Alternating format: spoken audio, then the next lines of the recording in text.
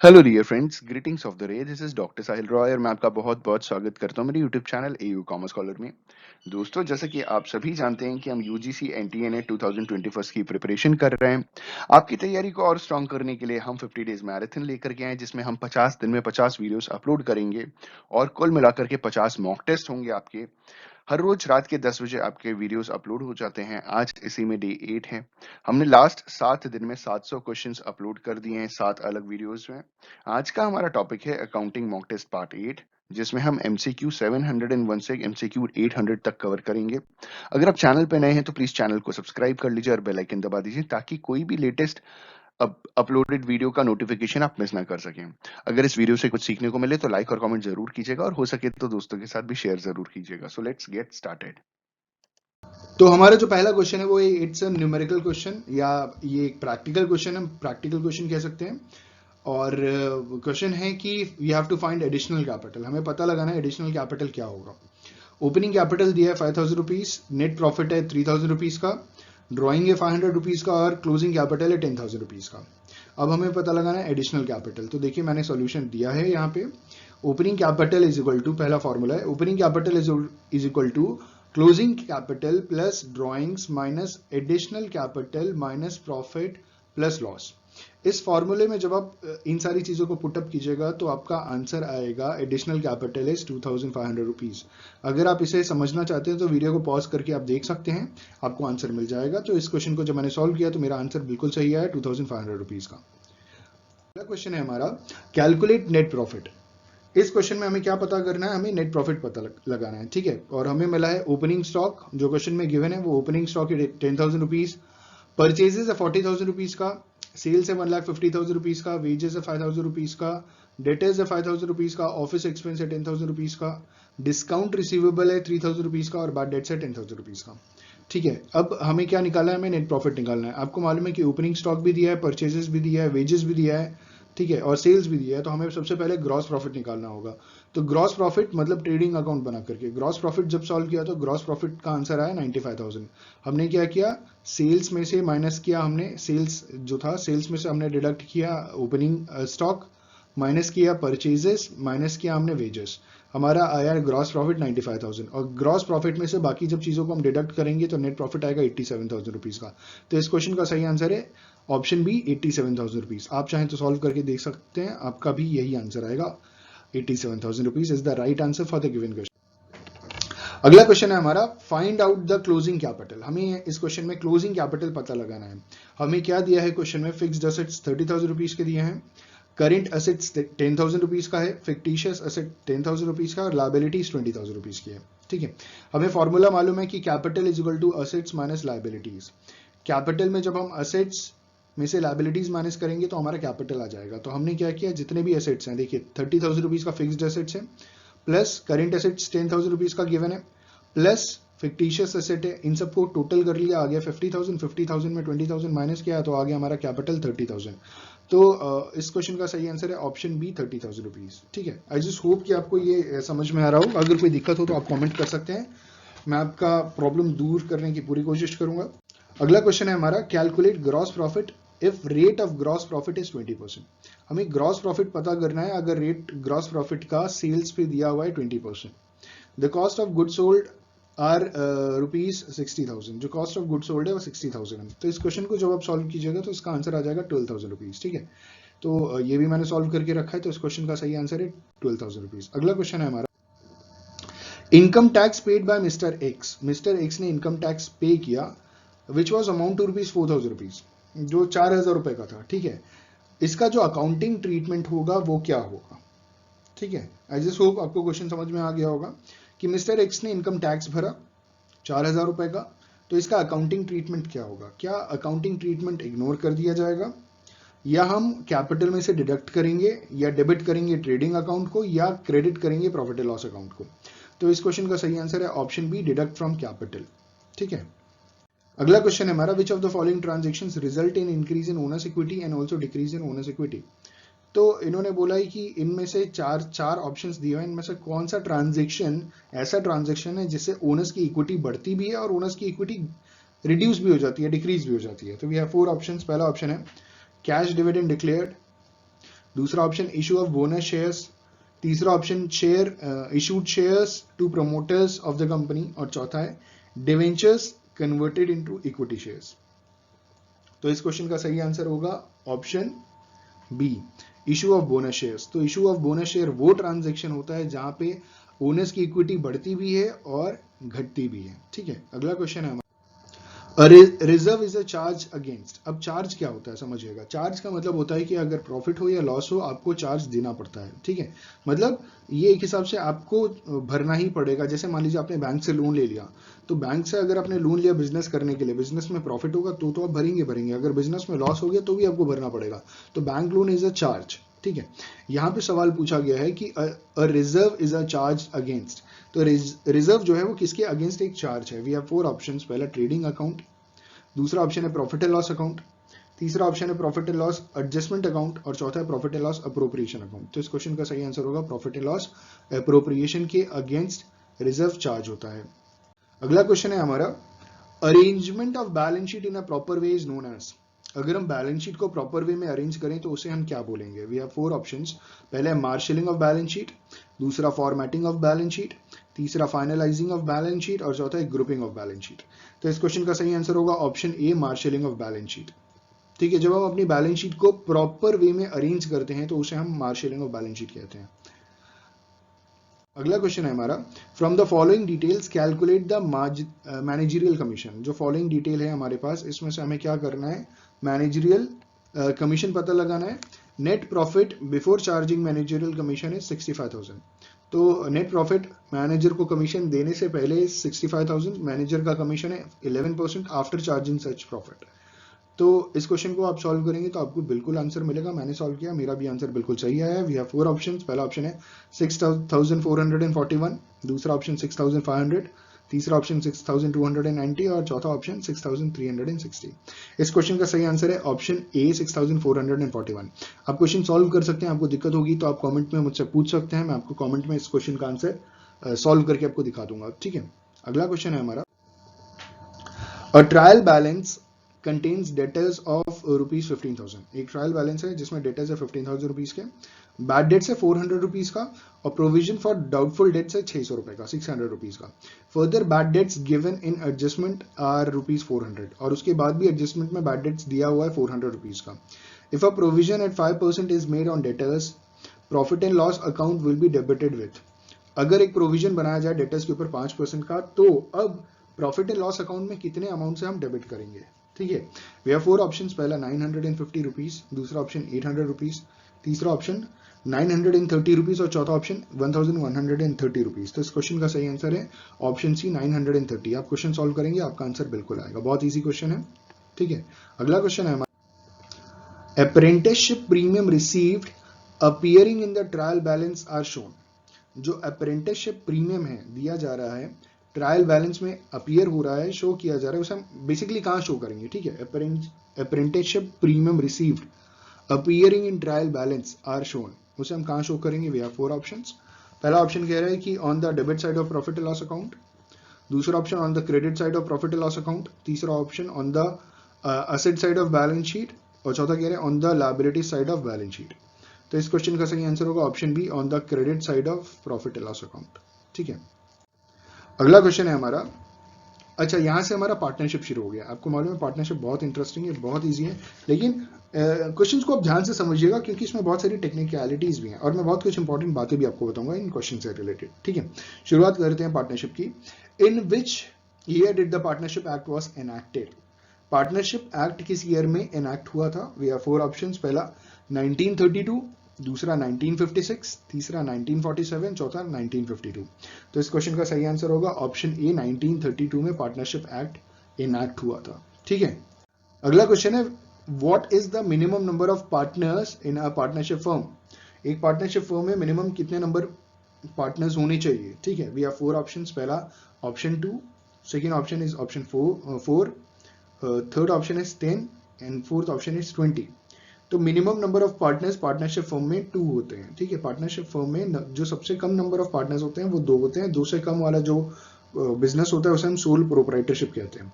और एक इकलौता आदमी अगर काम कर रहा है तो सोल ट्रेडर, अगर एक से ज्यादा अगर जुड़ गया, मिनिमम 2 हैं तो पार्टनरशिप शुरू हो जाता है। अगला क्वेश्चन है what is the maximum number of partners in banking business. तो बैंकिंग बिजनेस के लिए कंपनीज एक्ट 1956, आई रिपीट, देखिए पार्टनरशिप एक्ट 1932 में बना था, लेकिन पार्टनरशिप एक्ट में नंबर ऑफ मेंबर्स की बात नहीं की गई थी। नंबर ऑफ मेंबर्स की बात की गई थी कंपनीज एक्ट 1956 में, और कंपनीज एक्ट 1956 में बोला गया था मिनिमम 2 होंगे, maximum 10 in banking business and 20 in any other form of business. हमारा सवाल यही पूछा गया है कि मैक्सिमम बैंकिंग बिजनेस में कितने होंगे, तो ऑप्शन मैंने बताया आपको 10 होंगे मैक्सिमम, इससे ज्यादा नहीं हो सकते अकॉर्डिंग टू कंपनीज एक्ट 1956। ठीक है, अगला है क्वेश्चन हमारा what is the profit and loss sharing ratio between the partners in the absence of partnership deed. अगर पार्टनरशिप डीड नहीं है, एब्सेंस है, ठीक है, तो उस टाइम जो पार्टनर्स है उनमें प्रॉफिट शेयरिंग रेशियो क्या होगा। देखिए जो पार्टनरशिप डीड होता है ना, वो एक हिसाब से पार्टनरशिप अग्रीमेंट होता है, ठीक है, और पार्टनरशिप अग्रीमेंट अगर नहीं है तो profit and loss sharing ratio क्या होगा। वी हैव 4 ऑप्शंस, पहला इक्वली शेयर किया जाएगा, दूसरा ऑप्शन कैपिटल रेशियो पे शेयर किया जाएगा, तीसरा ऑप्शन लोन रेशियो पे शेयर किया जाएगा, और चौथा नन ऑफ द अबव। तो इस क्वेश्चन का सही आंसर है ऑप्शन ए, इक्वली शेयर किया जाएगा। अगला क्वेश्चन है हमारा how loss and profit is distributed among partners या बिटवीन पार्टनर्स। जो लॉस है या प्रॉफिट है वो पार्टनर्स के बीच में किस बेसिस पे डिस्ट्रीब्यूट होता है, इक्वल, दूसरा ऑप्शन कैपिटल रेशियो, तीसरा option according to partnership deed, और चौथा option none of the above. तो इस क्वेश्चन का सही आंसर होगा option C, according to partnership deed. ठीक है, अगर पार्टनरशिप डीड लिखा होता कि in the absence of partnership deed तो इक्वली हम बांटते थे, लेकिन इन्होंने बोला कि जनरली किस बेसिस पे हम डिस्ट्रीब्यूट करते हैं, तो इस क्वेश्चन का सही आंसर है अकॉर्डिंग टू पार्टनरशिप डीड। अगला क्वेश्चन है what is the maximum number of partners in non banking business. मैंने बता रखा है आपको 20। कंपनीज एक्ट 1956 में बोला गया था minimum members 2, maximum number 10 in banking business and 20 in non banking business. तो सवाल पूछा था कि नॉन बैंकिंग बिजनेस में मैक्सिमम नंबर ऑफ मेंबर्स कितने होने चाहिए, तो it is 20। Option B is the correct answer for the given question. अगला क्वेश्चन है हमारा interest on capital is calculated on the. जो इंटरेस्ट ऑन कैपिटल है ना, वो किस बेसिस पे कैलकुलेट किया जाता है, वो ओपनिंग कैपिटल पे कैलकुलेट करते हैं, क्लोजिंग कैपिटल पे कैलकुलेट करते हैं, अरेंज कैपिटल पे कैलकुलेट करते हैं, या एडजस्टेड कैपिटल पे कैलकुलेट करते हैं। तो जो इंटरेस्ट ऑन कैपिटल होता है वो ओपनिंग कैपिटल के ऊपर कैलकुलेट किया जाता है। Option A is the correct answer for the given question. अगला क्वेश्चन है interest on capital is treated as. जो इंटरेस्ट ऑन कैपिटल है वो क्या ट्रीट किया जाता है, ठीक है, वी हैव 4 ऑप्शंस, पहला एन एप्रोप्रिएशन ऑफ प्रॉफिट, दूसरा अ चार्ज अगेंस्ट प्रॉफिट, तीसरा an appropriation when profit is available, और चौथा a charge when profit is not available. तो इस क्वेश्चन का सही आंसर होगा option C, an appropriation when profit is available, तब इंटरेस्ट ऑन कैपिटल दिया जाएगा, ठीक है, पार्टनर्स को। अगला क्वेश्चन है when fixed capital system is not adopted. ठीक है, ध्यान से समझिएगा, जब फिक्स्ड कैपिटल सिस्टम अडॉप्ट नहीं किया जा रहा, the account open in the books of the firm with respect of partners are. जो बुक में अकाउंट्स ओपन किया जा रहा है विथ रिस्पेक्ट टू पार्टनर्स, क्या किया जाएगा, कौन कौन से अकाउंट खुलेंगे, सिर्फ करेंट अकाउंट खुलेगा, ओनली कैपिटल अकाउंट खुलेगा, या both current account as well as capital account खुलेगा, या आइदर कैपिटल अकाउंट और करेंट अकाउंट खुलेगा। ठीक है, तो फिक्स कैपिटल सिस्टम में आपको मालूम है कि करेंट अकाउंट भी बनाया जाता है और कैपिटल अकाउंट भी बनाया जाता है, उस हिसाब से option C is the correct answer. Both A and B सही है इसमें, तो इस क्वेश्चन के लिए ऑप्शन सी सही है, both A and B is the correct answer. हम करेंट अकाउंट भी बनाएंगे और कैपिटल अकाउंट भी बनाएंगे फिक्स कैपिटल सिस्टम अगर हमने अडॉप्ट किया पार्टनरशिप बिजनेस में। तो अगला क्वेश्चन है in the absence of partnership deed. अगर पार्टनरशिप डीड एब्सेंस है तो उस सिनेरियो में क्या किया जाएगा, सैलरी का क्या किया जाएगा, क्योंकि सैलरी के ऊपर क्वेश्चन है। Salary should be paid to the partners, दूसरा option salary should not be paid to the partners, तीसरा option active partner should be paid salary, और चौथा नन ऑफ दीज। तो इस क्वेश्चन का सही आंसर है option B, salary should not be paid to the partners. अगर partnership deed नहीं है तो हम किसी को सैलरी नहीं देने वाले, we are not going to distribute any salary to any particular partner in the partnership firm, ठीक है, in the absence of partnership deed. Option B is the correct answer for the given question. अगला question है when the partners is entitled to interest on capital then such interest will be payable. अगर कोई partner interest on capital के लिए entitle है तो ये जो इंटरेस्ट है वो कहां से दिया जाएगा, ठीक है, वे हैव 4 ऑप्शंस, पहला है ओनली आउट ऑफ कैपिटल्स, दूसरा option only out of profits, तीसरा option out of profits and capitals, और चौथा जो है वो नन ऑफ दीज है। तो इस क्वेश्चन का सही आंसर होगा only out of profits. Option B is the correct answer for the given question. अगला क्वेश्चन है हमारा, profit and loss is divided among the partners. Profit और लॉस अगर हम पार्टनर में डिवाइड करते हैं तो किस बेसिस पे डिवाइड करते हैं? ठीक है, we have 4 options, in the ratio of capital, दूसरा इक्वली, तीसरा as per the partnership deed और चौथा नन ऑफ दीज। ठीक है, तो इस क्वेश्चन का सही आंसर है option C, as per the partnership deed हम डिवाइड करते हैं। अगला क्वेश्चन है हमारा, when there is no express agreement, कोई एक्सप्रेस अग्रीमेंट नहीं है, एक्सप्रेस अग्रीमेंट का मतलब है पार्टनरशिप डीड नहीं है, for the newly admitted partners share in the profit, अगर कोई नए पार्टनर जो एडमिट हो रहा है ना उसके लिए कोई एक्सप्रेस अग्रीमेंट नहीं बना है, ठीक है, तो जो ओल्ड पार्टनर्स होंगे will contribute to the new partnerships, जो पुराने पार्टनर्स होंगे वो नए पार्टनर के लिए कहां से कैसे किस बेसिस पे अपना शेयर कंट्रीब्यूट करेंगे। ठीक है, मतलब समझिएगा कि एक एडमिशन हो रहा है पार्टनर का, और जो एडमिशन हो रहा है पार्टनर का, पार्टनरशिप डीड में एडमिशन ऑफ अ पार्टनर के प्रॉफिट शेयरिंग रेशियो के बारे में कुछ भी जानकारी नहीं दी गई है। ठीक है, कुछ बोला नहीं गया है, कुछ भी एक्सप्रेस अग्रीमेंट नहीं है। तो उस टाइम जो एग्जिस्टिंग पार्टनर्स हैं, जो पुराने पार्टनर्स हैं, जो ओल्ड पार्टनर हैं, वो किस बेसिस पे नए पार्टनर को शेयर कंट्रीब्यूट करेंगे। ठीक है, वी हैव 4 ऑप्शंस, पहला इन कैपिटल रेशियो, दूसरा इक्वली, तीसरा old profit loss sharing ratio और चौथा नन ऑफ दीज। तो इस क्वेश्चन का सही आंसर होगा old profit and loss sharing ratio. ठीक है, और आखिरी ये 800th क्वेश्चन है जो इस लेक्चर का 25th क्वेश्चन है, आखिरी क्वेश्चन है, और इसी के साथ 800 क्वेश्चंस हमारे टोटल पूरे हो जाएंगे अकाउंटेंसी के। क्वेश्चन है, goodwill is an asset and any revaluation to such an asset must be effected through. जो गुडविल है वो एक असेट है और कोई भी रिवैल्यूएशन इस असेट का अफेक्ट होगा, कैसे अफेक्ट होगा? वी हैव 4 ऑप्शंस, पहला रिवैल्यूएशन अकाउंट, दूसरा ऑप्शन रियलाइजेशन अकाउंट, तीसरा ऑप्शन पार्टनर्स कैपिटल अकाउंट और चौथा option profit and loss appropriation account. तो इस क्वेश्चन का सही आंसर होगा ऑप्शन ए, रिवैल्यूएशन अकाउंट। जो गुडविल होगा असेट का वो रिवैल्यूएशन द्वारा ही अफेक्टेड होगा। ठीक है, option A is the correct answer for the given question. हमारा जो पहला क्वेश्चन है वो है कि debit balance in the bank account of firm is. अगर कोई बैंक फर्म है उसका जो बैंक अकाउंट है उसका जो डेबिट बैलेंस है उसे हम क्या बोलेंगे? ठीक है, किसी फर्म के बैंक अकाउंट के डेबिट बैलेंस को हम क्या कंसिडर करेंगे? This is the question and we have 4 options. पहला ऑप्शन है असेट बोलेंगे, दूसरा ऑप्शन है लायबिलिटी बोलेंगे, तीसरा ऑप्शन है कैपिटल कंसिडर करेंगे और चौथा ऑप्शन है इंटैंजिबल असेट कंसिडर करेंगे। तो इस क्वेश्चन का सही आंसर है ऑप्शन ए, असेट कंसिडर किया जाएगा।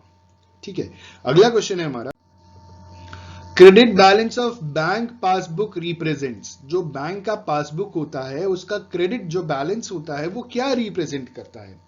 वी हैव 4 ऑप्शंस, पहला ऑप्शन असेट्स, दूसरा ऑप्शन लायबिलिटी, तीसरा ऑप्शन कैपिटल, चौथा ऑप्शन इनटैंजिबल असेट। तो इस क्वेश्चन का सही आंसर है option A, asset. Bank passbook का क्रेडिट बैलेंस हमारे लिए असेट होता है। अगला क्वेश्चन है हमारा, sales plus closing stock minus purchases minus gross profit is equal to. Sales में क्लोजिंग स्टॉक ऐड कर देते हैं, परचेजेस माइनस कर देते हैं, ग्रॉस प्रॉफिट माइनस कर देते हैं, तो हमें क्या मिलता है? ठीक है, ये किसका फॉर्मूला है? वे हैव 4 ऑप्शंस। पहला ऑप्शन है कॉस्ट ऑफ गुड सोल्ड, दूसरा ऑप्शन है ओपनिंग स्टॉक, तीसरा ऑप्शन है परचेज रिटर्न और चौथा ऑप्शन है सेल्स रिटर्न। तो इस क्वेश्चन का सही आंसर होगा ऑप्शन बी, ओपनिंग स्टॉक। तो ओपनिंग स्टॉक के लिए क्या करेंगे? सेल्स में क्लोजिंग स्टॉक को ऐड करेंगे, परचेजेस माइनस करेंगे, ग्रॉस प्रॉफिट माइनस करेंगे, तो ओपनिंग स्टॉक हमें मिल जाएगा। तो इस क्वेश्चन का सही आंसर है ओपनिंग स्टॉक। अगला क्वेश्चन है हमारा, purchase of machinery for cash will lead to. अगर हमने कोई मशीनरी खरीदी कैश में तो इसका क्या इंपैक्ट पड़ेगा? ठीक है, वी हैव 4 ऑप्शंस। पहला ऑप्शन है इंक्रीज इन टोटल एसेट्स, इससे टोटल एसेट्स बढ़ जाएगा। दूसरा option decrease in total assets, इससे टोटल एसेट्स डिक्रीज कर जाएगा। तीसरा option no change in total assets, total assets में कोई चेंज नहीं आएगा। और चौथा ऑप्शन है इंक्रीज इन लायबिलिटीज, लायबिलिटीज बढ़ जाएगा। तो इस क्वेश्चन का सही आंसर होगा option C, no change in total assets. No change in total assets का मतलब क्या है? आप समझिएगा कि मशीनरी भी हमारे लिए एसेट है और कैश भी हमारे लिए एसेट है। तो जब हम कैश दे रहे हैं और मशीनरी लेकर के आ रहे हैं सेम वैल्यू का, तो हमारे एसेट में तो कोई चेंज ही नहीं आ रहा, no change in the total assets. ठीक है, तो इस क्वेश्चन का सही आंसर है option C, no change in total assets. मतलब purchase of machinery for cash will lead to no change in total assets, option C. अगला क्वेश्चन है हमारा, a credit sale of goods to Dinesh should be debited to. अगर हमने दिनेश को credit sale किया goods का, ठीक है, तो इसे हम कहां डेबिट करेंगे? We have 4 options. पहला ऑप्शन है सेल्स अकाउंट में, दूसरा ऑप्शन है गुड्स अकाउंट में, तीसरा ऑप्शन है दिनेश अकाउंट में, और चौथा option none of the above. तो इस क्वेश्चन का सही आंसर है दिनेश अकाउंट में, क्योंकि ये क्रेडिट पे बेचा गया है, ठीक है, कैश में नहीं बेचा गया। क्रेडिट पे जब हम बेचते हैं तो हम नाम नोट डाउन करते हैं। तो credit sale of goods to Dinesh should be debited to Dinesh account, ठीक है। अगला क्वेश्चन है हमारा, purchase of furniture for cash will. अगर हमने फर्नीचर कैश में खरीदा है तो इसका इंपैक्ट क्या पड़ेगा? पहला ऑप्शन कह रहे हैं increase current assets and decrease fixed assets. हमारा करंट एसेट बढ़ जाएगा और फिक्स्ड एसेट्स रिड्यूस हो जाएगा। दूसरा option decrease current assets and increase fixed assets. तीसरा option increase both current assets and fixed assets. और चौथा option decrease both current assets and fixed assets. तो इस क्वेश्चन का सही आंसर है option B, decrease current assets and increase fixed assets. देखिए, अगर हमने फर्नीचर परचेज किया तो फर्नीचर क्या है? Fixed assets. तो हमारा क्या हो रहा है? फिक्स्ड एसेट्स इंक्रीज कर रहा है। और कैश में खरीदा है तो कैश क्या कंसीडर करते हैं हम? कैश को हम कंसीडर करते हैं करंट एसेट्स। तो जब हम कैश पे करेंगे तो करंट एसेट्स डिक्रीज करेगा, और जब फर्नीचर खरीदेंगे तो फिक्स्ड एसेट्स इंक्रीज करेगा। तो option B is the correct answer for the given question. अगला क्वेश्चन है हमारा, profit on the sale of old machinery is classified under which of the following. जब हम ओल्ड मशीनरी को सेल करते हैं, बेचते हैं, और हमें जब प्रॉफिट होता है पुरानी मशीनरी को बेचने के बाद, तो उसे हम किस हेडिंग के अंडर क्लासिफाई करते हैं? ठीक है, पहला है मैन्युफैक्चरिंग अकाउंट, दूसरा ऑप्शन है ट्रेडिंग अकाउंट, तीसरा ऑप्शन है प्रॉफिट एंड लॉस अकाउंट, और चौथा ऑप्शन है बैलेंस शीट। तो हमने पुरानी मशीनरी को जब बेचा और हमें प्रॉफिट हुआ तो हम कहां लिखेंगे? हम इसे लिखेंगे प्रॉफिट एंड लॉस अकाउंट में। कहां लिखेंगे? हम इसे लिखेंगे प्रॉफिट एंड लॉस अकाउंट में। Option C is the correct answer for the given question.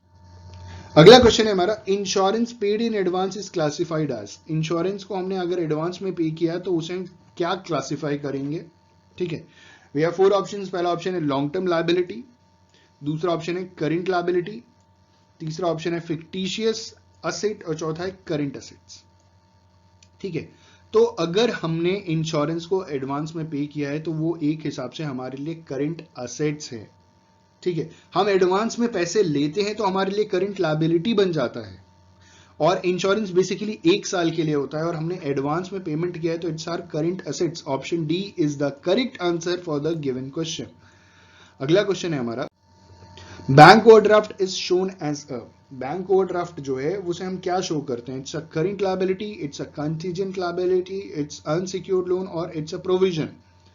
तो अगर हम बैंक ओवरड्राफ्ट की बात करें तो बैंक ओवरड्राफ्ट हमारे फर्म के लिए, हमारे बिजनेस के लिए ये करंट लायबिलिटी होता है। ठीक है, अगला क्वेश्चन है हमारा, the adjustment to be made for prepaid expenses is. अगर कोई प्रीपेड एक्सपेंस है तो उसका एडजस्टमेंट हम कहां करेंगे? ठीक है, वी हैव 4 ऑप्शन। सबसे पहला ऑप्शन है add prepaid expenses to respective expense and show it as an asset. जो प्रीपेड एक्सपेंसेस है उसे हमने जिस भी कैटेगरी का प्रीपेड एक्सपेंस है उस कैटेगरी के एक्सपेंसेस में ऐड कर दिया और असेट दिखा दिया। दूसरा ऑप्शन कह रहे हैं कि deduct prepaid expenses from respective expenses and show it as an asset. तो पिछले वाले में ऐड करने के लिए कह रहे थे, यहाँ पे उस पर्टिकुलर कैटेगरी के एक्सपेंसेस में से डिडक्ट करने के लिए कह रहे हैं, और कह रहे हैं कि आप इसे असेट में दिखाइए। तीसरा ऑप्शन कह रहे हैं कि add prepaid expenses to respective expenses and show it as a liability, और चौथा कह रहे हैं नन ऑफ दीज। तो इस क्वेश्चन का सही आंसर है ऑप्शन बी। हम क्या करेंगे? डिडक्ट करेंगे प्रीपेड एक्सपेंसेस को उस रेस्पेक्टिव एक्सपेंसेस से और उसे एज अ असेट शो करके दिखाएंगे, क्योंकि प्रीपेड एक्सपेंसेस है ना, और प्रीपेड एक्सपेंसेस हमारे लिए एक हिसाब से असेट होता है। अगला क्वेश्चन है हमारा, बहुत बड़ा क्वेश्चन दिख रहा है। ठीक है, यहां पे बोला जा रहा है goods in stock worth ₹800 are destroyed by fire. Goods, हमारे कुछ गुड्स थे स्टॉक में जिसमें 800 रुपए के गुड्स फायर द्वारा डिस्ट्रॉय हो गए, और इंश्योरेंस कंपनी ने 600 रुपीज का क्लेम मान लिया, एक्सेप्ट कर लिया। तो इसके लिए एडजस्टमेंट एंट्री क्या होगी?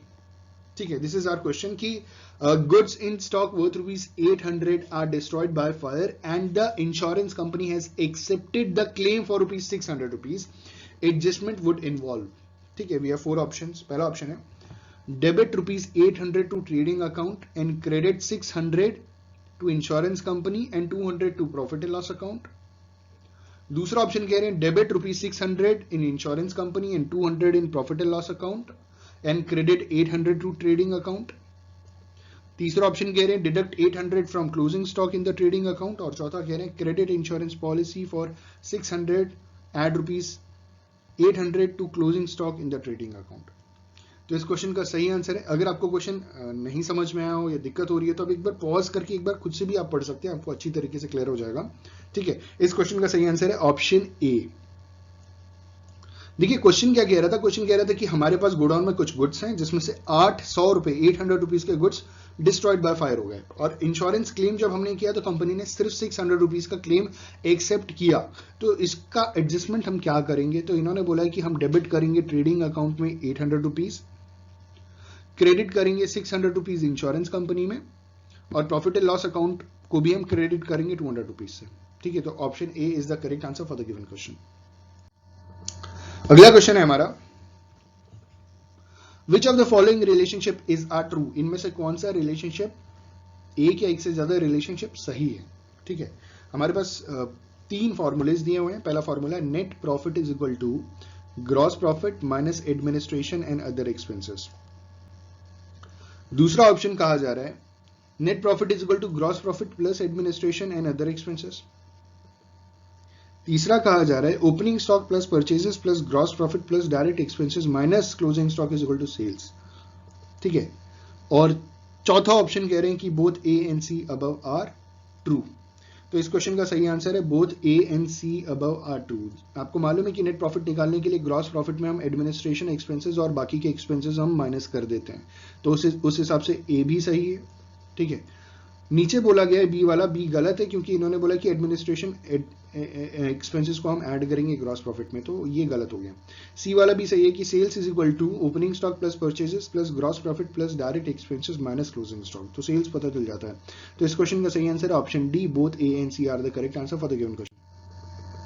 अगला क्वेश्चन है हमारा which of the following will not appear in the profit and loss account of business. इनमें से कौन सी चीज बिजनेस के प्रॉफिट एंड लॉस अकाउंट में अपीयर नहीं होती है। ठीक है, वी हैव 4 ऑप्शंस। पहला ऑप्शन है ड्राइंग्स, दूसरा ऑप्शन है प्रोविजन फॉर डाउटफुल डेट्स, तीसरा ऑप्शन है अक्रूड एक्सपेंसेस, और चौथा ऑप्शन है reserve for discount on sundry creditors. तो इस प्रश्न का सही उत्तर है option B provision for doubtful dates. हम प्रोविजन फॉर डाउटफुल डेट्स को प्रॉफिट एंड लॉस अकाउंट में नहीं दिखाते हैं। ठीक है, नॉट अपीयर बोला है ना, तो प्रोविजन फॉर डाउटफुल डेट्स को हम नहीं शो करते। Option B is the correct answer for the given question. अगला क्वेश्चन है हमारा the balance sheet gives information regarding the. जो बैलेंस शीट है वो हमें कुछ इंफॉर्मेशन देती है, किस चीज से रिलेटेड इंफॉर्मेशन देती है। We have 4 options. पहला कह रहे हैं results of operation from particular period, दूसरा ऑप्शन है financial position during a particular period, तीसरा ऑप्शन है profit earning capacity for a particular period, और चौथा कह रहे हैं financial position as on a particular date. तो इस क्वेश्चन का सही आंसर है ऑप्शन डी। देखिए जो बैलेंस शीट होती है ना वो हमें इंफॉर्मेशन देती है एक पर्टिकुलर डेट पे बिजनेस की या फर्म की फाइनेंशियल पोजीशन क्या है। ठीक है, तो option D is the correct answer for the given question. अगला क्वेश्चन है हमारा which of the following is the contingent liability. इनमें से कौन सा कंटिंजेंट लायबिलिटी की कैटेगरी में आता है। आपको मालूम है ना कंटिंजेंट लायबिलिटी किसे कहते हैं। कंटिंजेंट लायबिलिटी वो लायबिलिटी होती है जो कभी भी अराइज हो भी सकती है, नहीं भी हो सकती है, उसे हम कंटिंजेंट लायबिलिटी कहते हैं। मतलब विच मे और मे नॉट ऑकर, उसे हम कंटिंजेंट की कैटेगरी में रखते हैं। ठीक है, तो इन्होंने सवाल पूछा है कि इनमें से कौन सा कंटिंजेंट लायबिलिटी की कैटेगरी में आता है। 3 ऑप्शन है और चौथे में कह रहे हैं ऑल ऑफ दीज। पहला ऑप्शन कह रहे हैं uncalled liability on partly paid shares। पहला ऑप्शन कह रहे हैं कि uncalled liability on partly paid shares, दूसरा कह रहे हैं claims against the company not acknowledged as debtors, और तीसरा कह रहे हैं कि arrears of fixed cumulative dividends। चौथा ऑप्शन all of these। तो इस क्वेश्चन का सही आंसर होगा option D all of these। ये तीनों एक हिसाब से कंपनी के लिए कंटिंजेंट लायबिलिटी है। तो अगला ऑप्शन क्वेश्चन जो है हमारा वो है कि the entry for creating a provision for bad dates. देखिए इसके पहले ऑप्शन में एक छोटी सी कमी रह गई है जिसे मैं अभी पूरा कर दे रहा हूं। ये यहां पे होगा क्रेडिट।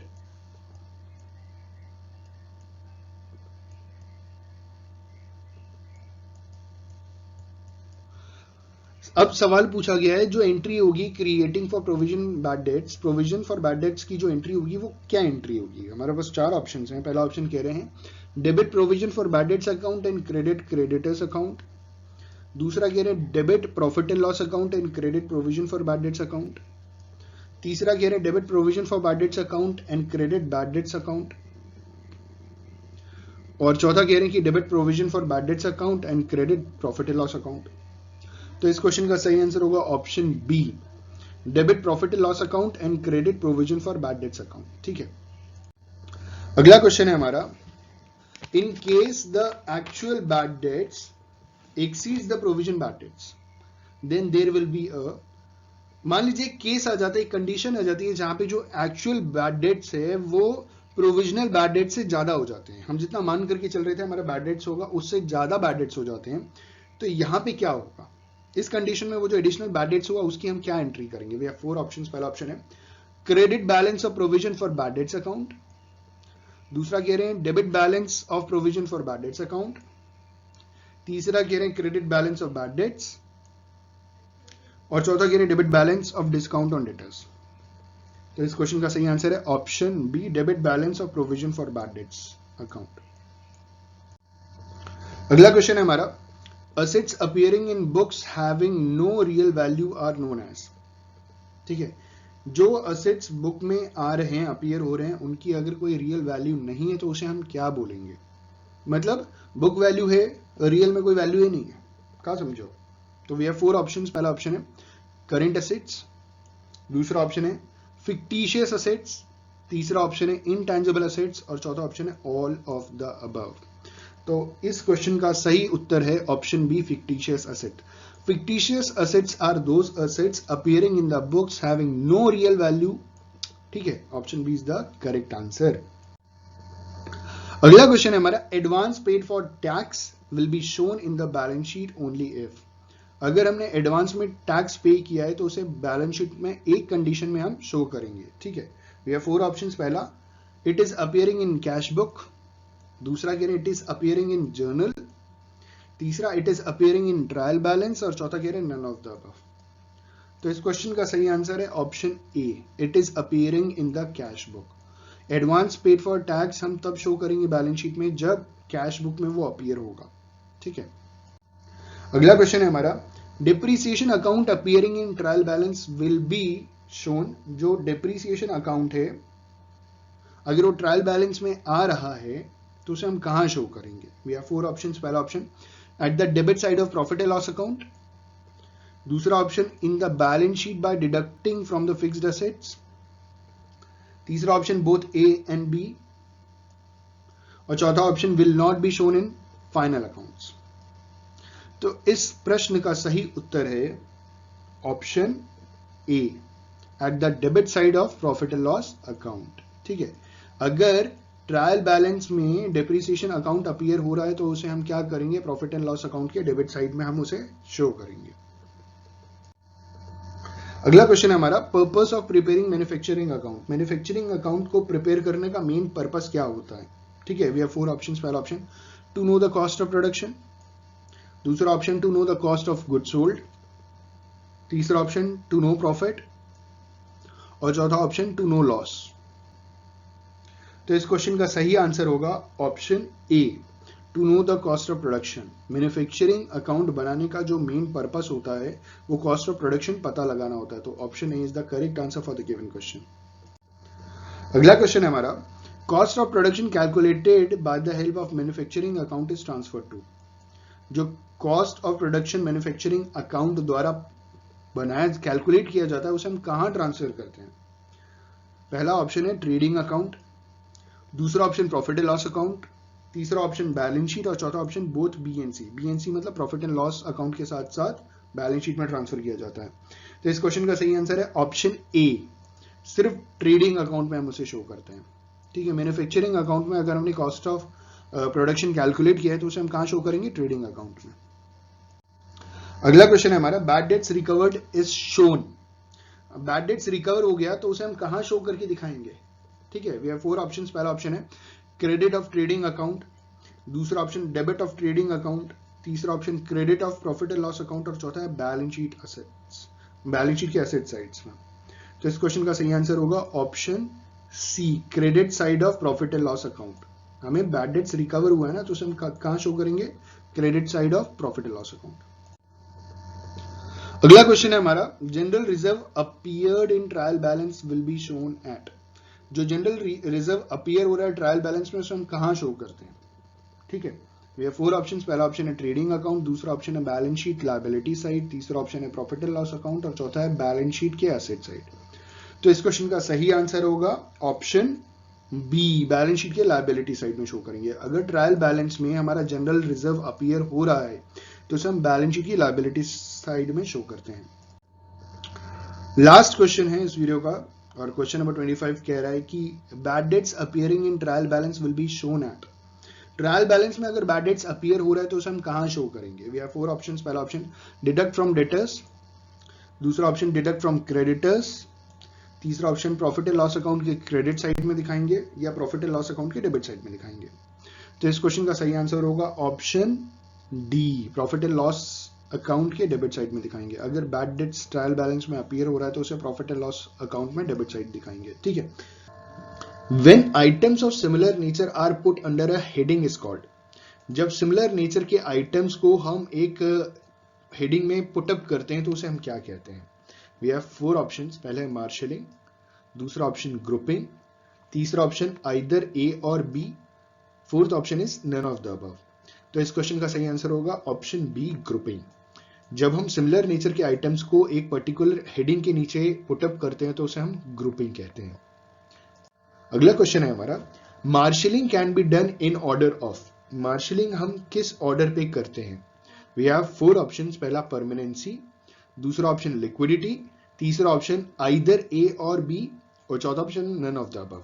तो इस क्वेश्चन का सही आंसर होगा ऑप्शन सी, या तो हम परमानेंसी के बेसिस पे करते हैं या तो हम लिक्विडिटी के बेसिस के ऊपर करते हैं। डिपेंड करता है कि आप किस बेसिस को चूज कर रहे हैं, ठीक है। अगला क्वेश्चन है हमारा, in which of the following accounts are not close merely by transferring. इनमें से कौन सा अकाउंट सिर्फ ट्रांसफर करने से क्लोज नहीं हो जाता, ठीक है। We have 4 options. पहला ट्रेडिंग अकाउंट, दूसरा प्रॉफिट एंड लॉस अकाउंट, तीसरा मैन्युफैक्चरिंग अकाउंट, और चौथा बैलेंस शीट। तो इस क्वेश्चन का सही आंसर होगा option D, balance sheet. Balance sheet is a account. पहली बात, balance sheet is not an account.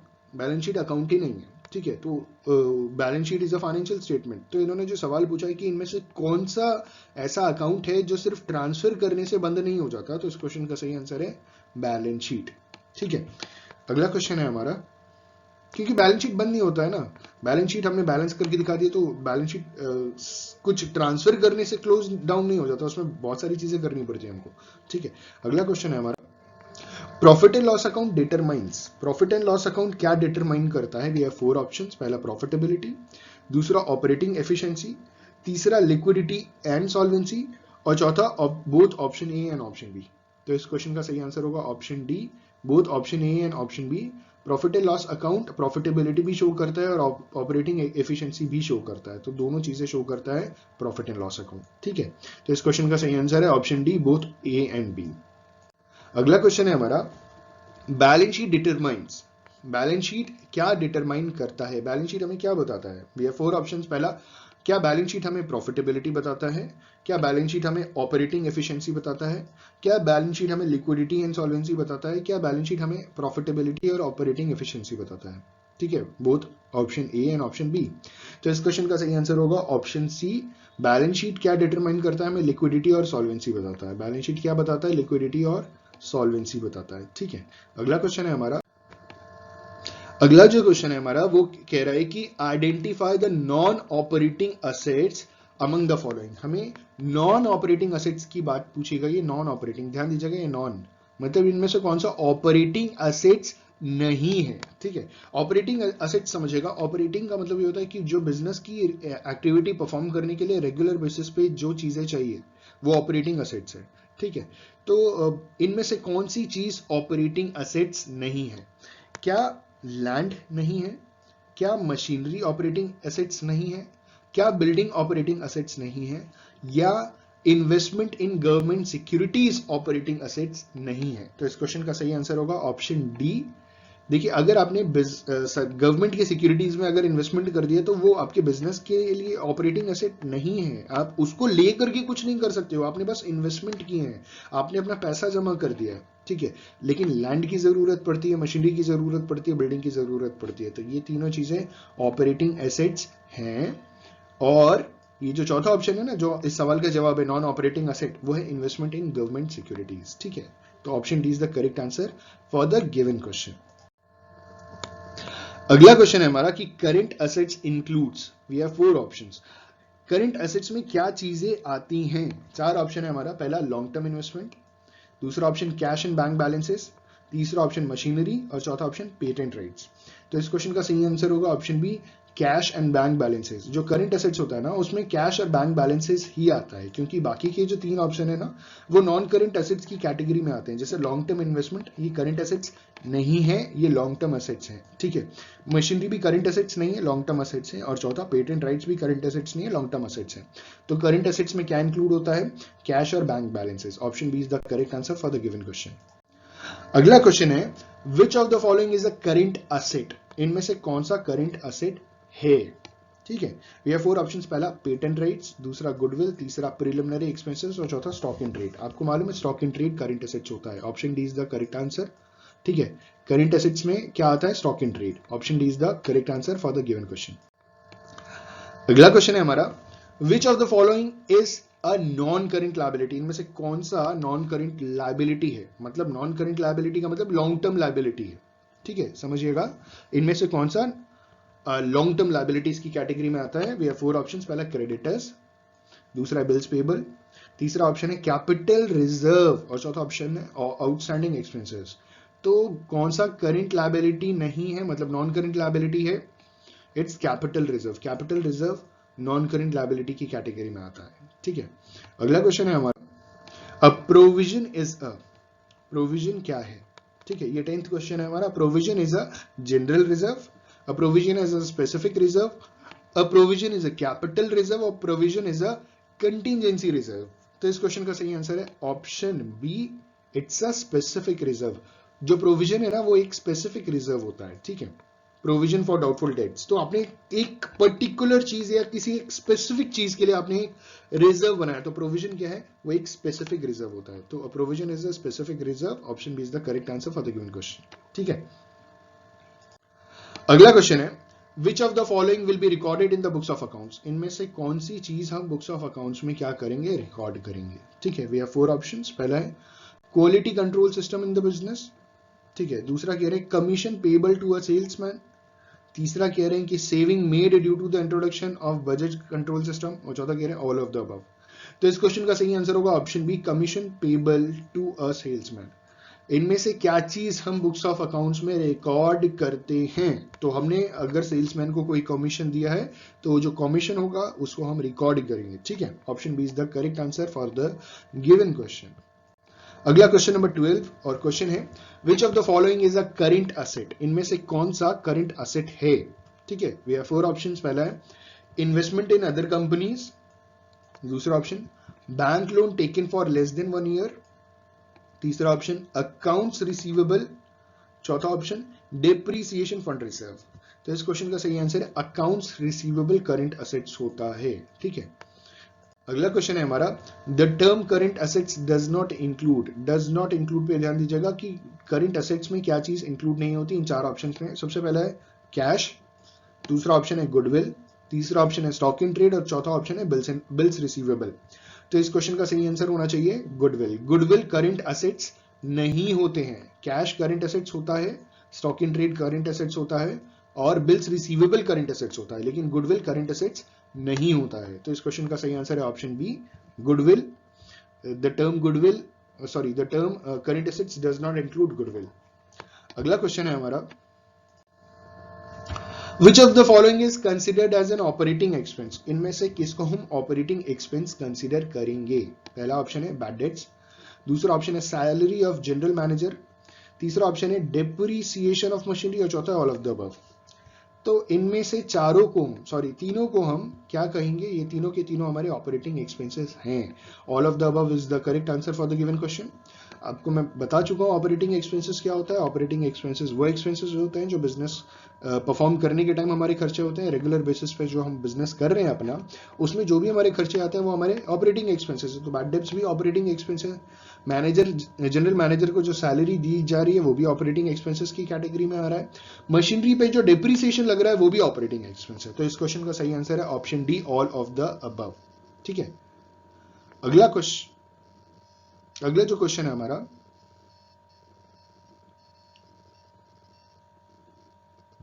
Next question है which of the following item do not form a part of current liability. इनमें से कौन सा item current liability का हिस्सा नहीं है। ठीक है, वी हैव 4 ऑप्शंस। पहला आउटस्टैंडिंग रेंट पेबल, दूसरा ऑप्शन सन्ड्री क्रेडिटर्स, तीसरा option interest paid in advance, और चौथा ऑल ऑफ द अबव। तो इस क्वेश्चन का सही आंसर है option C, interest paid in advance. तो ये लायबिलिटी कहां से हो गया, ये तो हमारे लिए एसेट हो गया। कोई भी चीज हम एडवांस में पे कर रहे हैं तो वो हमारे लिए एसेट है, ना कि लायबिलिटी है। तो क्वेश्चन यही था कि which of the following item do not form a part of current liability. इनमें से कौन सा आइटम करंट लायबिलिटी का पार्ट नहीं है। तो इस क्वेश्चन का सही आंसर है option C, interest paid in advance. अगला क्वेश्चन है हमारा, अगला प्रश्न है हमारे पास, which of the following record is use to find out the total sales. इनमें से कौन से रिकॉर्ड को हम इस्तेमाल करते हैं जिससे हम टोटल सेल्स का पता लगा सकें। ठीक है, we have 4 options. Sales book, दूसरा ऑप्शन सेल्स अकाउंट, तीसरा ऑप्शन जर्नल, और चौथा ऑप्शन डेटर्स अकाउंट। तो इस क्वेश्चन का सही आंसर है ऑप्शन बी, सेल्स अकाउंट। तो सेल्स अकाउंट वो रिकॉर्डिंग होती है जिससे हम टोटल सेल्स पता लगा सकते हैं। सेल्स बुक में क्यों नहीं, क्योंकि क्रेडिट पे सामान बेचा है तो सेल्स बुक में जाएगा। जर्नल से भी नहीं पता चल सकता हमको, हमें डेटर अकाउंट से भी नहीं पता चलेगा, हमें सिर्फ सेल्स अकाउंट से पता चलेगा कि हमने कितना टोटल सामान बेचा है। ठीक है, सेल्स अकाउंट। अगला क्वेश्चन है हमारा क्वेश्चन नंबर 17, और क्वेश्चन है which of the following account is not a current liability. इनमें से कौन सा अकाउंट करेंट लायबिलिटी नहीं है। We have 4 options. पहला बैंक ओवरड्राफ्ट, दूसरा ऑप्शन आउटस्टैंडिंग एक्सपेंसेस, तीसरा ऑप्शन अकाउंट्स पेबल, और चौथा ऑप्शन रिडीमेबल डिवेंचर्स। तो इस क्वेश्चन का सही आंसर है option D, redeemable debentures current liabilities नहीं होते हैं। Option D is the correct answer for the given question. Redeemable debentures current liabilities नहीं होते हैं। ठीक है, अगला क्वेश्चन है हमारा क्वेश्चन नंबर 18, और क्वेश्चन है कि which of the following is an operating revenue. इनमें से कौन सा ऑपरेटिंग रेवेन्यू है। ठीक है, वी हैव 4 ऑप्शंस। पहला है डिविडेंड रिसीव्ड, दूसरा option sale of old newspapers, तीसरा ऑप्शन इंटरेस्ट ऑन इन्वेस्टमेंट्स, और चौथा option sale of old machinery. तो इस क्वेश्चन का सही आंसर होगा option B, sale of old newspaper is an operating revenue. ठीक है, यहां से हमें पैसा जनरेट हो रहा है। Option B is the correct answer for the given question. अगला क्वेश्चन है हमारा कॉलमनर कैश बुक रिकॉर्ड्स। जो कॉलमनर कैश बुक होता है ना, उसमें हम क्या रिकॉर्ड करते हैं। ठीक है, वी हैव 4 ऑप्शंस। पहला ऑल कैश ट्रांजैक्शंस ओनली, दूसरा option cash and bank transactions as well as discounts, तीसरा ऑप्शन है petty cash transactions. Petty cash transactions का मतलब छोटे छोटे कैश के ट्रांजैक्शंस, और चौथा ऑप्शन है हमारा all cash transactions except sales and purchases. तो इस क्वेश्चन का सही आंसर होगा columnar cash book records. Option B is the correct answer, cash and bank transactions as well as discount. ठीक है, अगला क्वेश्चन है हमारा बैलेंस इन पेटी कैश बुक रिप्रेजेंट्स। जो पेटी कैश बुक है उसका जो बैलेंस होता है ना, वो क्या रिप्रेजेंट करता है। ठीक है, वो एक्सपेंसेस रिप्रेजेंट कर रहा है, वो प्रॉफिट रिप्रेजेंट कर रहा है, वो असेट रिप्रेजेंट कर रहा है, वो नन ऑफ दीज रिप्रेजेंट कर रहा है। तो आपको मालूम है ना पेटी कैश बुक क्या होता है। पेटी कैश बुक का मतलब ये होता है वो कैश बुक जिसमें हम छोटे मोटे खर्चे के लिए पहले ही पैसा अलॉट कर देते हैं। ठीक है, तो अब जब हमने पहले ही पैसा अलॉट कर दिया है, तो पहले ही पैसा अगर हमने छोटे मोटे खर्चे के लिए दे दिया है, तो कुछ अगर उसमें बच गया है तो वो खर्चा तो है नहीं ना, वो प्रॉफिट है, उसे हम असेट कंसीडर करते हैं। तो option C is the correct answer for the given question. ठीक है, वो हमारे लिए बचा हुआ पैसा प्रॉफिट नहीं होता, क्योंकि प्रॉफिट हमें ट्रेडिंग अकाउंट और प्रॉफिट एंड लॉस अकाउंट से मिलता है। पेटी कैश बुक में जो बच गया हमारे लिए बैलेंस, उसे हम असेट कंसीडर करते हैं। ठीक है, अगला क्वेश्चन, क्वेश्चन नंबर 21, और क्वेश्चन है sales book is a part of. Sales book किसका एक हिस्सा है। We have 4 options. क्या सेल्स बुक जर्नल का हिस्सा है, क्या सेल्स बुक लेजर का हिस्सा है, क्या सेल्स बुक बैलेंस शीट का हिस्सा है, क्या सेल्स बुक ट्रायल बैलेंस का हिस्सा है। तो इस क्वेश्चन का सही आंसर होगा option A journal. Sales book is a part of journal, क्योंकि देखिए सेल्स बुक में हम क्या रिकॉर्ड करते हैं, हम सेल्स बुक में क्रेडिट सेल्स रिकॉर्ड करते हैं, ठीक है। उधार में दिया हुआ सामान हम रिकॉर्ड कर रहे हैं, तो sales book is a part of journal, ठीक है। ये लेजर का हिस्सा नहीं है, ये बैलेंस शीट का हिस्सा नहीं है, ट्रायल बैलेंस का हिस्सा नहीं है। कंफर्म कर लिया हमने, सेल्स बुक जो है वो जर्नल का ही हिस्सा होता है। मुझे भी थोड़ा कंफ्यूजन हो रहा था क्या वो जर्नल होता है कि लेजर का पार्ट होता है। बैलेंस शीट तो होता नहीं है, ट्रायल बैलेंस भी होता नहीं है, लेकिन पूरा कंफर्मेशन है कि sales book is a part of journal. तो option A is the correct answer for the given question. Please confuse मत होइएगा, सेल्स बुक लेजर का पार्ट नहीं होता है, ठीक है। अगला क्वेश्चन है हमारा क्वेश्चन नंबर 22 और क्वेश्चन है in purchase book the record is in respect of. जो परचेज बुक है ना उसमें जो रिकॉर्ड किया जाता है वो किस रिस्पेक्ट में किया जाता है, ठीक है। We have 4 options. पहला ऑप्शन है कैश परचेज ऑफ बुक्स, ठीक है। दूसरा option credit purchase of goods dealt in, ठीक है। ये बुक्स नहीं होना चाहिए मेरे हिसाब से, ये गुड्स होना चाहिए। हो सकता है कि जिस बुक से मैंने कॉपी किया है वहां पे ये गलत हो, क्योंकि कैश परचेज ऑफ बुक्स तो सेंस ही नहीं बन रहा है। बाकी क्योंकि 2 ऑप्शंस में गुड्स गुड्स लिखे हैं, तो पहला अगर मैं बोलूं cash purchase of goods, purchase book में नहीं आता, कैश बुक में जाता है, ठीक है। दूसरा ऑप्शन है हमारा, ठीक है, अगर बुक भी है तो भी गलत आंसर है, गुड्स है तो भी गलत आंसर है। दूसरा ऑप्शन है हमारा credit purchase of goods on goods dealt in. तीसरा ऑप्शन है all purchases of goods dealt in, और चौथा है नन ऑफ द अबव। तो इस क्वेश्चन का सही आंसर है क्रेडिट परचेज। जो परचेज बुक होता है ना, जो हम रिकॉर्ड करते हैं, वो क्रेडिट परचेज के ऊपर डिपेंड करता है, ठीक है। तो इस क्वेश्चन का सही answer option B credit purchase of goods dealt in. अगला क्वेश्चन है हमारा आउटस्टैंडिंग इंटरेस्ट इनकम इज। जो आउटस्टैंडिंग इंटरेस्ट इनकम है वो क्या है, वो एक असेट है, ठीक है, वो एक लायबिलिटी है, वो एक एक्सपेंस है, या नन ऑफ द अबव है। तो outstanding interest income is an asset. Option A is the correct answer for the given question. अगला क्वेश्चन है हमारा selling and distribution expenses include. Selling और डिस्ट्रीब्यूशन एक्सपेंसेस में क्या चीज इंक्लूड होती है, ठीक है। ये 4 ऑप्शंस। पहला मैनेजिंग डायरेक्टर्स रेम्यूनरेशन, दूसरा एडवर्टाइजमेंट्स, तीसरा कैरेज इन वर्ड, और चौथा पावर एंड लाइट, ठीक है। तो इस क्वेश्चन का सही आंसर है ऑप्शन बी एडवर्टाइजमेंट। सेलिंग और डिस्ट्रीब्यूशन एक्सपेंसेस में एडवर्टाइजमेंट इंक्लूड होता है। Selling and distribution expenses includes advertisements, ठीक है। और आखिरी क्वेश्चन जो 25th क्वेश्चन है, और क्वेश्चन है कि credit balance in the bank account of a firm is. जो क्रेडिट बैलेंस है ना किसी बैंक अकाउंट का, वो क्या है, ठीक है, फर्म का। क्या वो असेट है, क्या वो लायबिलिटी है, क्या वो कैपिटल है, क्या वो फिक्टिशियस असेट है। तो इस क्वेश्चन का सही आंसर है ऑप्शन बी लायबिलिटी। जो क्रेडिट बैलेंस होता है बैंक अकाउंट का, वो एक हिसाब से क्या होता है, लायबिलिटी होता है। बैंक अकाउंट का credit balance of bank account of a firm. देखिए बैंक अकाउंट के सेंस में पूछा जा रहा है, अगर फर्म के सेंस में पूछते तो क्रेडिट बैलेंस उनका एक हिसाब से एसेट होता, ठीक है। लेकिन बैंक के नजरिए से पूछा जा रहा है, तो बैंक के नजरिए से जो डेबिट है और क्रेडिट है वो उल्टा हो जाता है ना। तो बैंक अकाउंट में क्रेडिट बैलेंस किसी फर्म का लायबिलिटी होता है। तो option B is the correct answer for the given question. A 3-year premium paid on fire insurance policy should be classified as. Fire insurance policy में अगर हमने 3 साल का प्रीमियम एडवांस में जमा कर दिया तो उसे हम क्या बोलेंगे, ठीक है।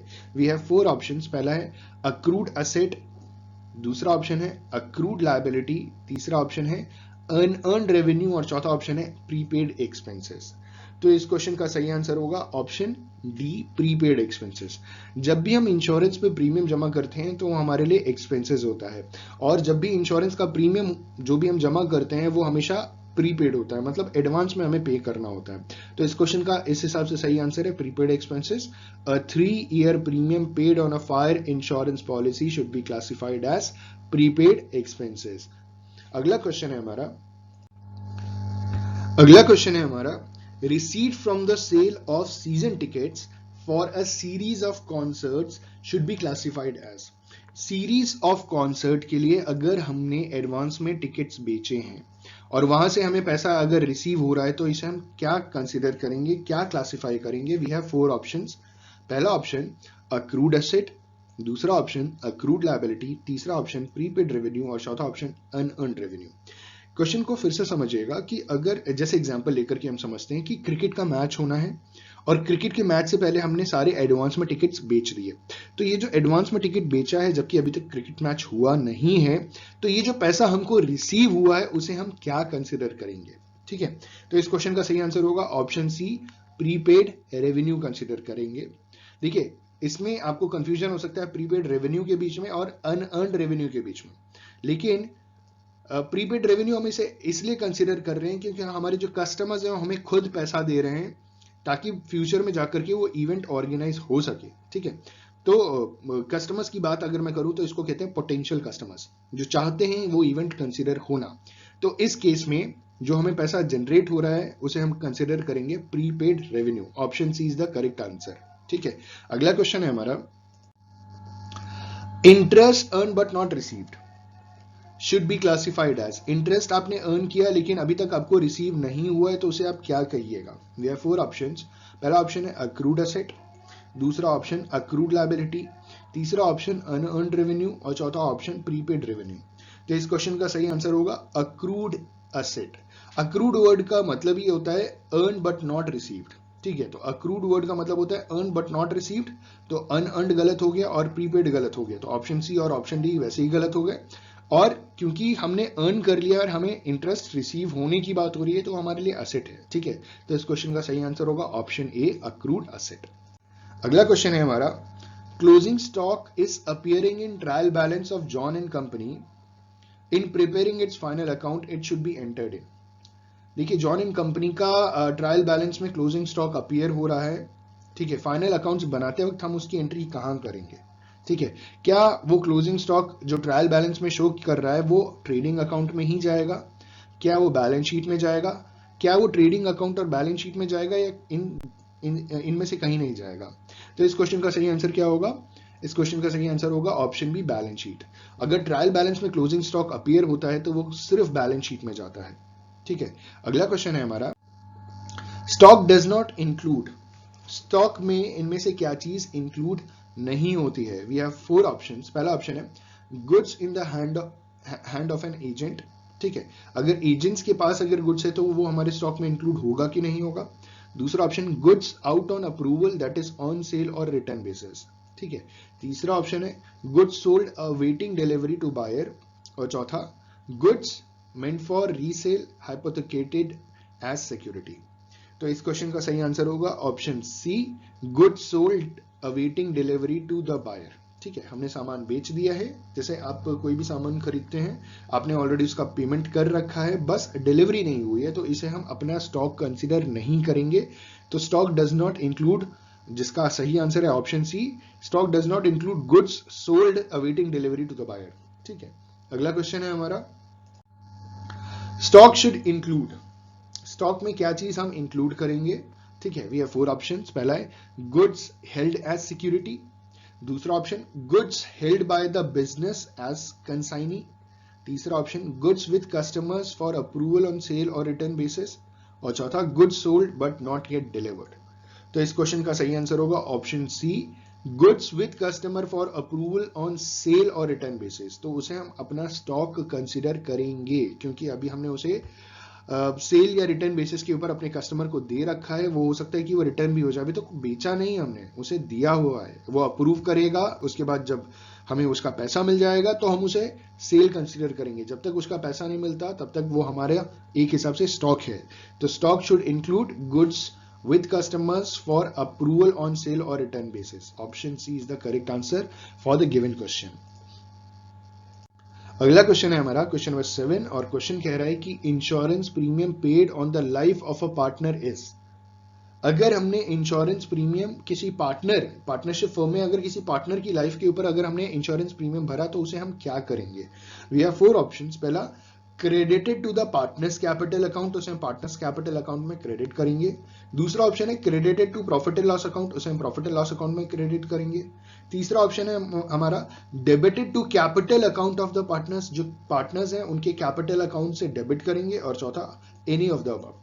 तो इस क्वेश्चन का सही आंसर होगा option C, debited to the capital account of the partner. अगर पार्टनरशिप फर्म अपनी जेब से, I am talking about firm not a partner, अगर फर्म के अकाउंट में से पार्टनर्स के इंश्योरेंस प्रीमियम का पैसा पे किया जा रहा है, लाइफ इंश्योरेंस प्रीमियम का पैसा पे किया जा रहा है, तो ये पार्टनर्स की कैपिटल अकाउंट से हम डेबिट करेंगे। Option C is the correct answer. वो पैसा हम रिड्यूस करेंगे, डिडक्ट करेंगे, उनके खाते में से हम डिडक्ट करेंगे। ठीक है, option C is the correct answer for the given question. अगला क्वेश्चन है हमारा, balance sheet shows the financial position of business. We have 4 options. Balance sheet business की फाइनेंशियल पोजीशन कब शो करती है? 4 अलग अलग डेटों की बात की गई है। पहला कह रहे हैं फॉर अ गिवन पीरियड, दूसरा ऑप्शन है हमारा as on a particular date, तीसरा option both of the above और चौथा option none of the above. तो इस क्वेश्चन का सही आंसर है as on a particular date. ठीक है, ऑप्शन बी। देखिए, जब भी हम बैलेंस शीट बनाते हैं तो उसके ऊपर हम डेट लिखते हैं एज ऑन 31 मार्च 2020। ठीक है, तो ये पर्टिकुलर डेट की बात की जा रही है। आपको मालूम होगा कि जो बैंक्स होते हैं ना, उनकी बैलेंस शीट हर 3 महीने पे बनती है। हर 3 महीना मतलब हर क्वार्टर में बनती है, क्योंकि उनके यहाँ हर रोज हजारों ट्रांजेक्शन हो रहे हैं, लाखों ट्रांजेक्शन हो रहे हैं। वो हर रोज बहुत सारे लोन दे रहे हैं, इंटरेस्ट दे रहे हैं, लोन ले रहे हैं, इंटरेस्ट भी ले रहे हैं, तो बहुत सारे ट्रांजेक्शन होते हैं। तो वो अपनी बैलेंस शीट कब क्लोज करते हैं? हर क्वार्टरली। तो आपने एक स्पेसिफिक डेट बना ली और उस टाइम पे आपने आप एक बैलेंस शीट बना ली। ठीक है, तो as on particular date, balance sheet shows the financial position of business as on a particular date. ठीक है, एक पर्टिकुलर डेट पे हम अपने फर्म की फाइनेंशियल पोजीशन बैलेंस शीट बना करके जान सकते हैं। अगला क्वेश्चन है हमारा, trading and profit and loss account shows profit और लॉस। ठीक है, वी हैव 4 ऑप्शंस। जो ट्रेडिंग और profit and loss account profit और लॉस शो करता है ना, ट्रेडिंग अकाउंट में आपको मालूम है gross profit gross loss show किया जाता है, और प्रॉफिट एंड लॉस अकाउंट में नेट प्रॉफिट और नेट लॉस शो किया जाता है। ये प्रॉफिट और लॉस शो करते हैं ट्रेडिंग और प्रॉफिट एंड लॉस अकाउंट कब? 4 options, for a given period, as on a particular date, both of the above और नन ऑफ द अबव। तो इस क्वेश्चन का सही आंसर क्या होगा? इस क्वेश्चन का सही आंसर होगा फॉर अ गिवन पीरियड। ठीक है, एक पर्टिकुलर टाइम पीरियड का हम ट्रेडिंग और प्रॉफिट एंड लॉस अकाउंट बना करके प्रॉफिट और लॉस जान सकते हैं। अगला क्वेश्चन है हमारा, an example of N intangible asset is. Intangible asset का एग्जाम्पल क्या है? हमारे पास 4 ऑप्शन है। पहला ऑप्शन है गुडविल। क्या गुडविल इंटेंजिबल असेट है? दूसरा ऑप्शन है debit balance of profit and loss account, तीसरा ऑप्शन है प्रीलिमिनरी एक्सपेंसेस, और चौथा ऑप्शन है डेफर्ड रेवेन्यू एक्सपेंडिचर। ठीक है, तो इस क्वेश्चन का सही आंसर होगा option A goodwill. Goodwill is an intangible asset. ठीक है, अगला क्वेश्चन है हमारा, the value of closing stock is equal to. जो क्लोजिंग स्टॉक है उसकी वैल्यू किसके बराबर है? मतलब closing stock is equal to 4 फॉर्मूले हमें दिए गए हैं, तो कौन सा सही है? पहला है sales minus opening stock minus purchases, दूसरा ऑप्शन है sales minus opening stock plus purchases, तीसरा ऑप्शन है sales plus opening stock plus purchases, और चौथा है sales plus opening stock minus purchases. तो इस क्वेश्चन का सही आंसर है sales minus opening stock minus purchases. Closing stock निकालने के लिए हम सबसे पहले क्या करेंगे? हम सेल्स में से ओपनिंग स्टॉक को माइनस करेंगे और परचेजेस को माइनस करेंगे, तो हमारा क्लोजिंग स्टॉक आ जाएगा। ठीक है, तो option A is the correct answer for the given question. अगला क्वेश्चन है हमारा, sales minus purchases minus operating expenses is equal to. Sales में से अगर हमने परचेज माइनस किया और ऑपरेटिंग एक्सपेंसेस माइनस किया, ऑपरेटिंग एक्सपेंस का मतलब ये होता है बिजनेस का रोज का जो कामकाज का जो खर्चा है ना। देखिए, ऑपरेटिंग एक्सपेंस का मतलब ये होता है बिजनेस को चलाने के खर्चे। ठीक है, ऑपरेटिंग एक्टिविटी ये होता है कि बिजनेस में काम करने वाली जो एक्टिविटी होती है ना, जिसे हम हर रोज रेगुलर बेसिस पे अपने बिजनेस में कर रहे हैं, उसे हम अपने बिजनेस की ऑपरेटिंग एक्टिविटी कहते हैं। तो अगर हमने सेल में से परचेजेस माइनस कर दिया और अपने ऑपरेटिंग एक्सपेंसेस को माइनस कर दिया, तो हमें क्या मिलेगा? We have 4 options. क्या उससे हमें ग्रॉस प्रॉफिट मिलेगा? क्या उससे हमें नेट प्रॉफिट मिलेगा? क्या उससे हमें नेट ऑपरेटिंग प्रॉफिट मिलेगा? क्या हमें उससे कुछ भी ना मिलेगा? तो इस क्वेश्चन का सही आंसर है we will get net operating profit, option C. Net operating profit निकालने के लिए सेल्स में से परचेज माइनस करेंगे और ऑपरेटिंग एक्सपेंस माइनस करेंगे, तो हमें नेट ऑपरेटिंग प्रॉफिट मिलेगा। Option C is the correct answer for the given formula. अगला क्वेश्चन है हमारा, in final accounts trade discount is.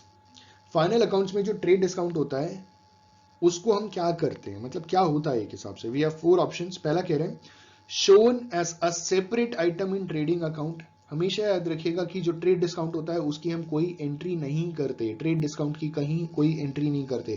Cash discount की एंट्री की जाती है, ट्रेड डिस्काउंट की कभी कोई एंट्री नहीं होती।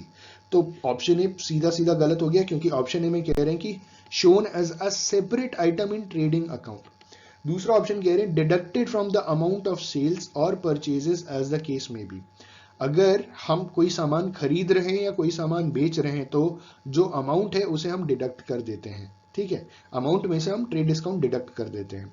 तो ये सही जवाब है option C, shown as a separate item. Again हम शो नहीं करते any one of the above जब ऑप्शन बी है सही जवाब, तो any one of the above का भी कोई मतलब नहीं बनता।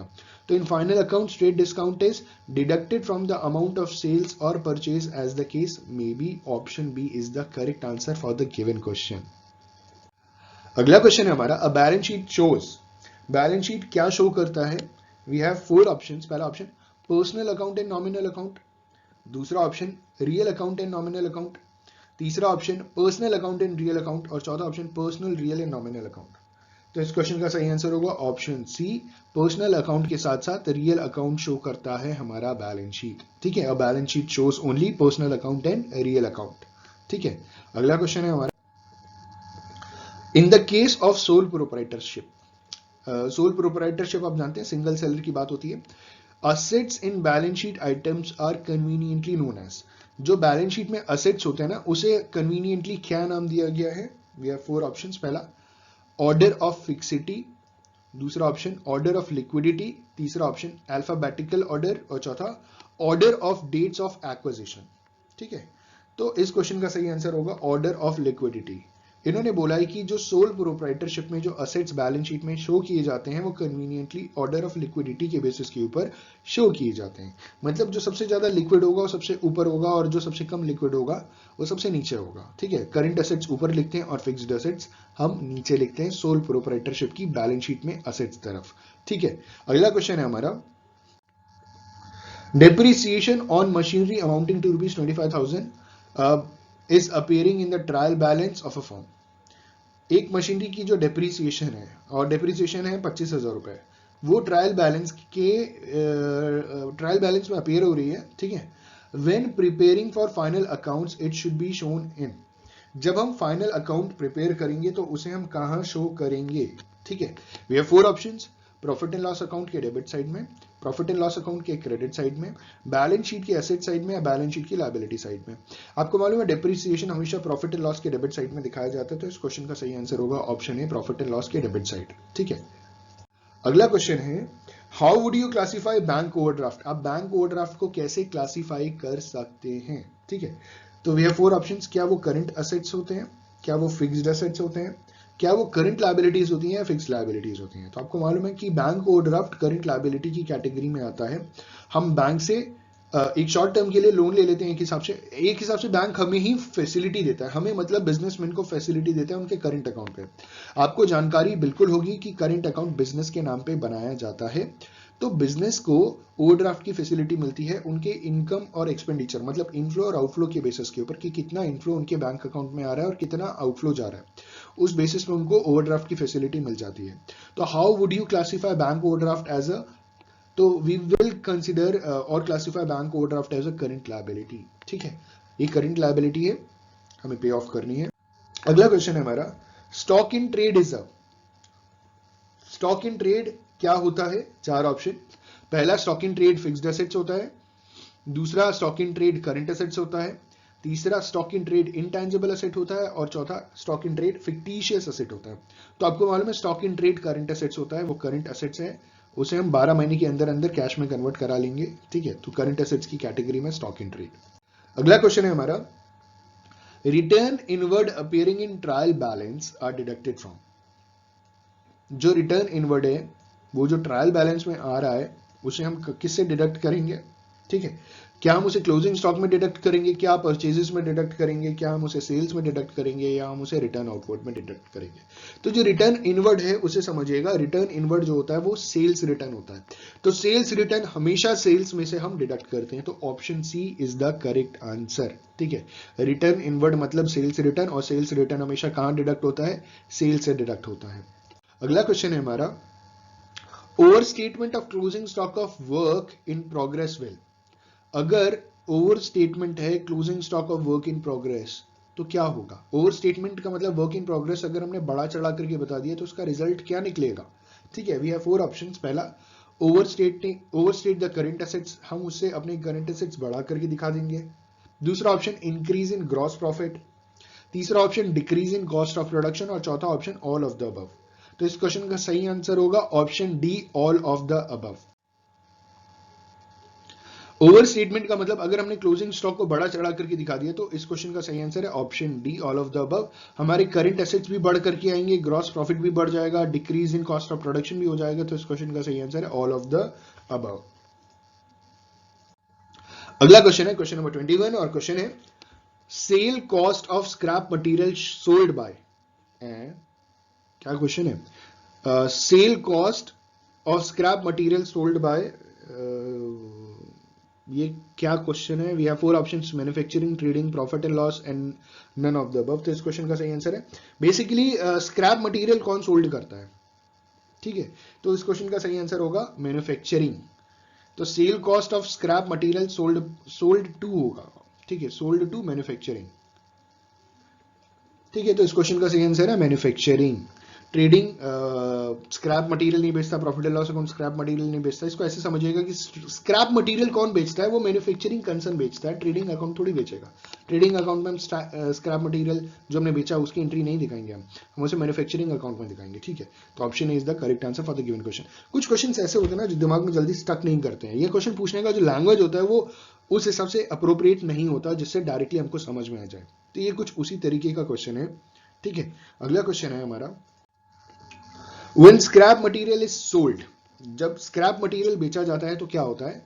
पहला option increase in cost of production, दूसरा decrease in cost of production, तीसरा increase in cost of goods sold और चौथा ऑल ऑफ द अबव। तो इस क्वेश्चन का सही आंसर होगा option B, decrease cost of production. अगर स्क्रैप मटेरियल हम बेचते हैं तो उससे क्या होता है, decrease in cost of production, cost of production क्या हो जाता है, कम हो जाता है, ठीक है। अगला क्वेश्चन है goods sent on sale approval basis are recorded as a sale if, जो गुड्स हमने सेल ऑन अप्रूवल बेसिस भेजा है कि हमने गुड्स भेज दिए हैं, अगर सामने अप्रूव हो जाएगा तो वो बिक जाएगा हमारा, वो खरीद लिया जाएगा, तो उसे हम क्या रिकॉर्ड करेंगे, मतलब क्या उसे कंसीडर करेंगे, सेल हम उसे कब कंसीडर करेंगे, ठीक है। We have 4 options. पहला ऑप्शन है कि no intimation is received but the time limit of approval expires, तो क्या हम उसे सेल मान लेंगे कि अगर किसी ने, सामने वाली पार्टी ने जो हमसे गुड्स लेकर के गया था उसने कोई इंटीमेशन नहीं दिया, लेकिन एक टाइम लिमिट के बाद हम उसे goods as a sale consider कर लेंगे। दूसरा ऑप्शन कह रहे हैं intimation regarding their final acceptance is receive from the customers, ठीक है, हमें इंटीमेशन रिसीव हो गया कस्टमर से। तीसरा कह रहे हैं कि both A and B are correct, और चौथा कह रहे हैं नन इज करेक्ट। तो इस क्वेश्चन का सही आंसर होगा option B, intimation regarding their final acceptance is received from the customer. जिस गुड्स को हमने सेल किया था अप्रूवल बेसिस पे, जब हमारा कस्टमर हमें इंटीमेट कर देगा कि हाँ हमने इसे एक्सेप्ट कर लिया है, तो उसे हम क्या मानेंगे, intimation regarding their final acceptance is received from customers. तो B is the correct answer for the given question. अगला क्वेश्चन है in which of the following categories would the balance in the insurance expense account fall, ठीक है, after adjustment made at the year and. इन्होंने बोला कि insurance expense account का जो balance है वो इनमें से किस अकाउंट में आएगा। वी हैव 4 ऑप्शंस, वो एक्सपेंसेस अकाउंट में जाएगा, वो रेवेन्यू अकाउंट में जाएगा, वो लायबिलिटी अकाउंट में जाएगा, वो असेट अकाउंट में जाएगा। देखिए इंश्योरेंस एक्सपेंसेस अकाउंट का बैलेंस है, हमें इंश्योरेंस एक्सपेंसेस जो है ना, जो इंश्योरेंस का प्रीमियम है, इंश्योरेंस में जो भी खर्चे हो रहे हैं उसमें कुछ बकाया बाकी है, तो वो खर्चा हमारे लिए बाकी है ना, अभी हमें उस खर्चे को अभी पे करना है, तो हमारे लिए क्या हो गया, वो हमारे लिए एक्सपेंसेस हो गया। तो option is the correct answer for the given question, ठीक है। और आखिरी क्वेश्चन है हमारा कि if current assets is shown in the balance sheet before fixed assets, it implies marshalling is done in order of, ठीक है, कि अगर करंट असेट्स बैलेंस शीट में फिक्स्ड असेट से पहले शो किया जा रहा है तो इसमें मार्शलिंग किस बेसिस पे किया गया है, ठीक है। We have 4 options. पहला ऑप्शन है परमानेंसी के बेसिस के ऊपर, दूसरा लिक्विडिटी के बेसिस के ऊपर, तीसरा आइदर ए और बी, और चौथा बोथ ए एंड बी। तो इस क्वेश्चन का सही आंसर होगा ऑप्शन बी, लिक्विडिटी के बेसिस के ऊपर। मार्शलिंग का मतलब पोस्टिंग एक हिसाब से होता है या उसको रखना होता है। अगर बैलेंस शीट में हम सबसे पहले करंट असेट्स लिख रहे हैं और उसके बाद हम फिक्स्ड असेट्स पे जा रहे हैं, तो ये लिक्विडिटी के बेसिस के ऊपर हम क्या करते हैं, अपनी बैलेंस शीट को मार्शलिंग करते हैं, उसके आइटम्स को उस सिस्टम के हिसाब से रिकॉर्ड करते हैं।